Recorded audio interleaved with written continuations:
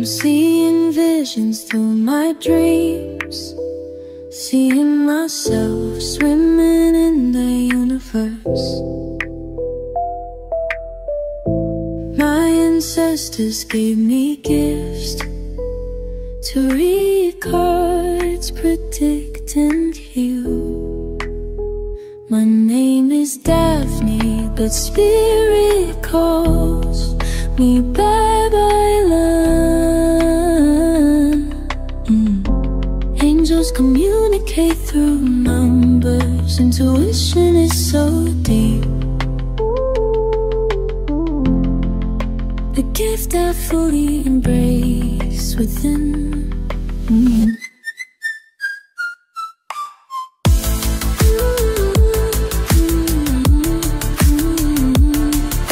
Hello Scorpio, welcome po sa inyong reading. So this is for April the 22nd to April the 30th reading.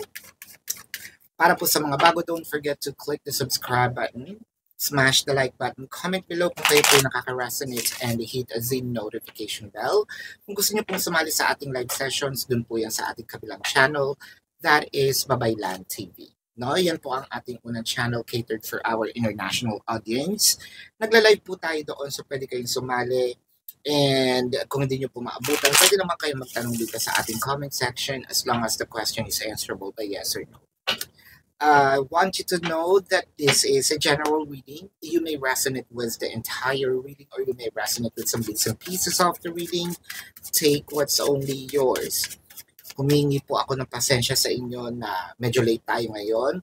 Alam niyo naman kapag mahal na araw, ang mga spiritual practitioners pumunta kung saan-saan, doing their rituals, meditate, what have you, para makagain pa ng more knowledge and power to give you more service para sa inyo din naman yun. So again, pasensya na po. Pero meron akong surprise sa inyo by next month, no? Tsaka na yun. Mag-focus muna tayo, magsimula na tayo ngayon. Scorpio, medyo we are already shedding our skin. That I'm not sure kung ito ba ay para sa kabubuti. Or parang, kasi nakikita ko, parang natitrigger tayo, no?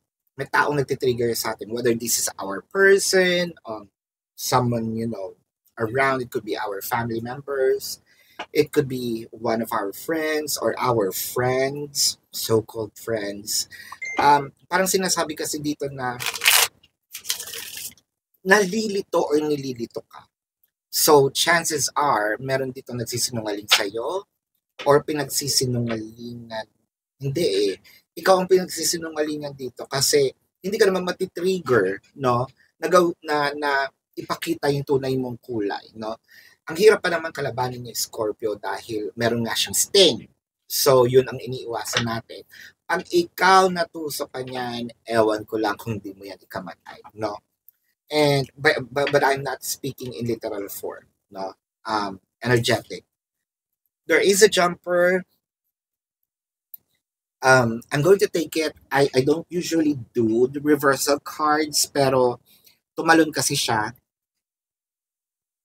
6 of Wands in reverse. So I feel like this is not a good news. Not for you, but for the person. This might not be a good news for that person dahil tinitrigger ka na nga. I feel like medyo napupundi na tayo. No, parang konti na lang, you're going to call this person out. With the 9 of Wands and the 4 of Swords. So parang napagod na tayo, sawang-sawa na tayong pagbigyan itong person na ito, sawang-sawa na tayong intindihin, no? I feel like ang haba nga ng pasensya mo dito, eh. Parang you even surprised yourself, no? Na hindi naman ako ganito kapasensyosong tao. Hello, I'm a Scorpio. Pero parang sa kanya, no, you tried to probably change. Siguro kasi mahal natin, of course, no? Para din sa hindi ikakagulo ng relationship. But then again, meron talagang hangganan yung lahat. And I feel like ito yung time na sinasabi mo, hindi ko nga 'to ginagawa, sa'yo ko lang ginawa. Pero, I feel like this is too much for me. Hindi na rin ako ito, hindi ko na rin kilala yung sarili ko, hindi ako 'to. And I feel like I need to call you out kasi masyado na ako nasasaktan. Uy, naramdaman ko yung pain na parang gusto mong umiyak. Alam mo yung pag-iiyak ka, yung laway mo, nandito lang. But you're trying to control, you're trying not, no, not to cry para walang pumatak na luha, pero deep inside yung puso mo umiiyak. Kasi gigil na gigil ka na. I feel like ito yung tinatawag nating burnout, no? Or exhaustion. The Four of Swords clarified with the Seven of Wands and the Knight of Cups. So parang sa'yo ang iniisip mo dito, hihinahon pa ako, or hinihinaan ko yung sarili ko. As much as possible, ayoko mag-skandalo. As much as possible, ayoko magkasamaan tayo ng loob. Pero you're pushing me to do something, no? With the King of Cups, the Ace of Pentacles, and the Six of Swords. Naging lenient kasi tayo, no? Scorpio. What I'm trying to say by leniency is right there and then, kaya na natin siya i-call out. Siguro, sinasabi mo, maliit na bagay lang yan. Hindi ka umaaray. So parang feeling kasi ni person, hindi naman niya ako kinall out. So okay lang to.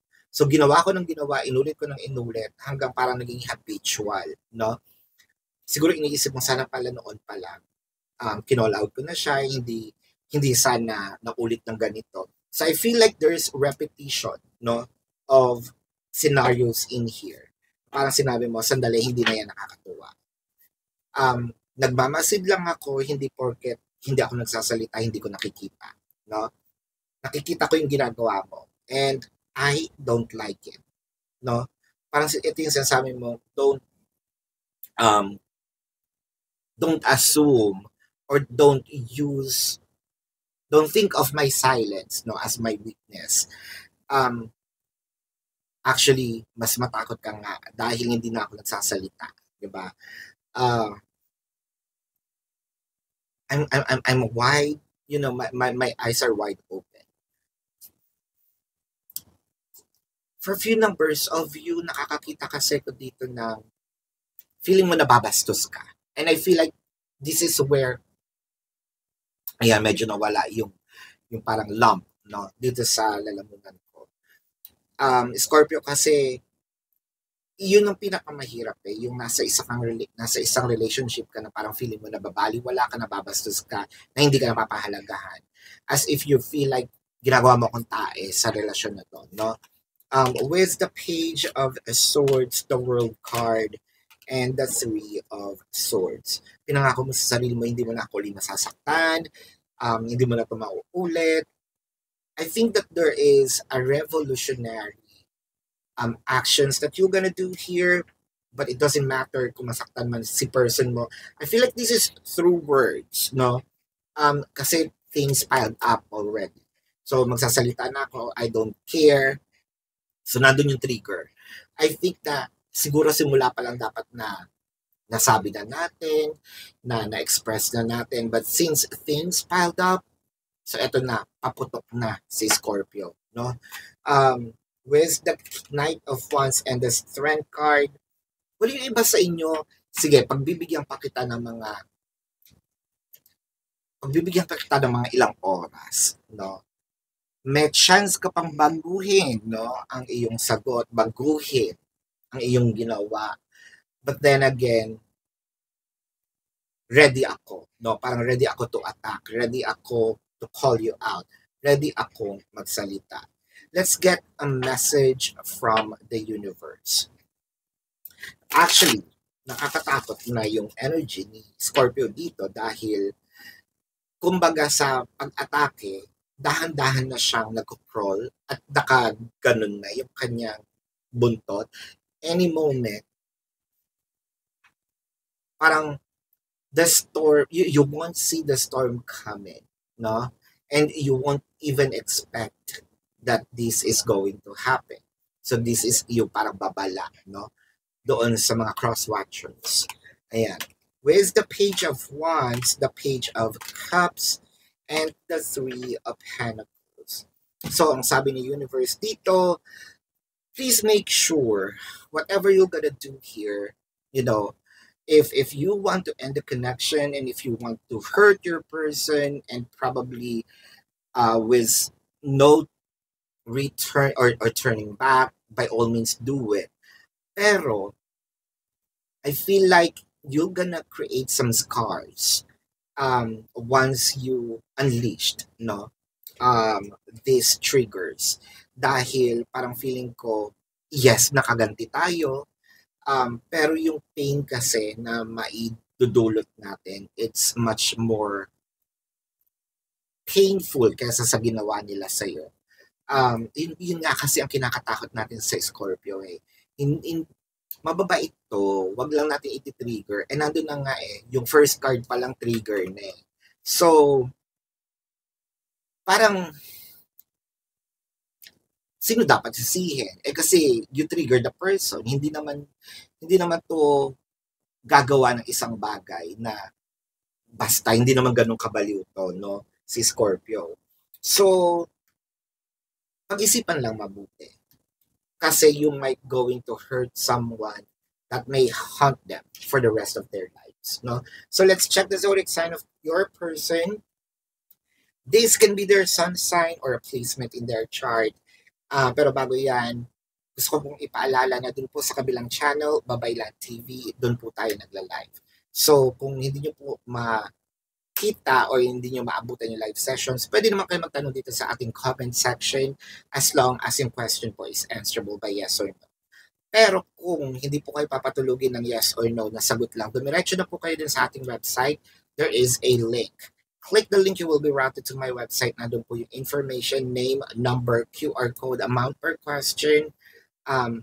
Take advantage of the 4 questions plus 1 dahil discounted po yun. And if you want to book a private reading, nandun din po siya. Let's check the zodiac sign of your person.